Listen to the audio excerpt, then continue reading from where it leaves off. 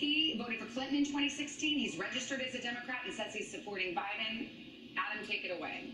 Thank you, Savannah. Thank you, Mr. President. Thank you, Adam. 4 years ago, Senate leadership said it was inappropriate to push through a nominee in an election year. Yet they fast-tracked your nominee for the Supreme Court just today. The question I have for you is, what do you say to the voter that thinks it's hypocritical to act in that manner and that they can't trust Republicans' word? So when I was elected and when a president is elected, they're elected for a period of 4 years. And Justice Ginsburg said it best.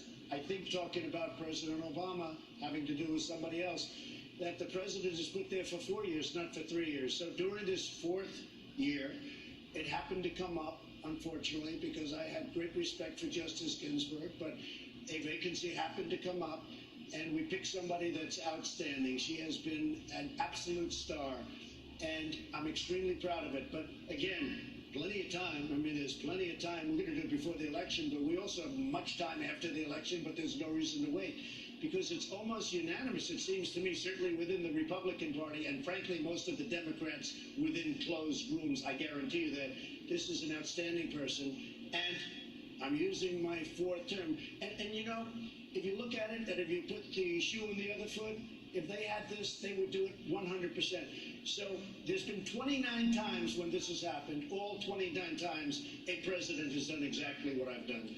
Can I just, to the voters' point, I'll just say that in 2016 you were on another show, actually another morning show, and you were asked whether President Obama should nominate a Supreme Court Justice Merrick Garland, and you said, I think the Senate should wait until the next president and let the president pick. Now that was 8 months before the election. This is 3 weeks before the election. I have a lot of respect, by the way. So you have changed your position on this. I have a lot of respect for Judge Garland, I want to tell you that. But I'll tell you, the whole ball game changed when I saw the way they treated Justice Kavanaugh. I have never seen any human being, and I'm not just talking about Supreme Court, I have never seen a human being treated so badly with false accusations and everything else. I have never seen anything like it. And you know what? The truth is, Savannah, like it or not, the ball game changed a lot. There has never been anybody treated so badly as now Justice Kavanaugh. You've mentioned that you would like to see Amy Coney Barrett confirmed to the Supreme Court in case any challenges come up in connection with the election. Yeah. Do you expect her to rule for you? I think she'll have to make that decision. I don't think she has any conflict at all. You know, a Supreme Court judge does not have, I mean, they can make their own decision. And they actually have additional power to make that decision. It would be totally up to her. I would think that she would be able to rule either for me or against me. I don't see any conflict whatsoever. We have an election coming up. I think it's the most important election in the history of our country.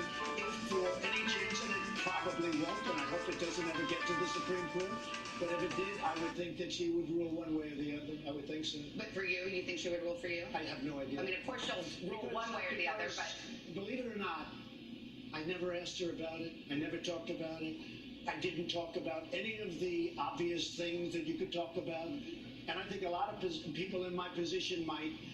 But in speaking to a lot of very brilliant people and people that do this for a living, they say it's better not to talk. So I talked to her about life. I talked to her about the fact, would you like to do this? Are you willing to do this? Because it's a tremendous burden. The answer is yes. She is unbelievably well qualified, but I never spoke to her about these various questions. Let's get our next voter. She's leaning to you, Mr. President. She voted for you in 2016. She is a registered Republican. Her name is Mariah Green. Mariah, what's your question? Thank you very much. Thank you. Good evening, Mr. President. I'm honored to be with you here tonight, sir, so thank you.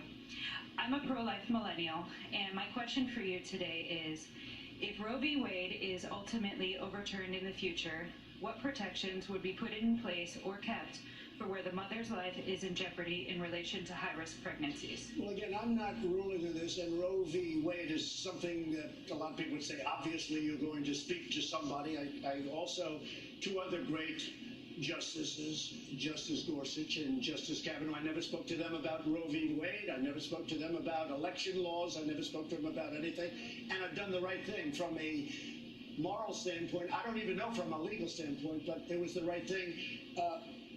I think, depending on what happens with Roe v. Wade, I think that perhaps it could get sent down to the states, and the states would decide. I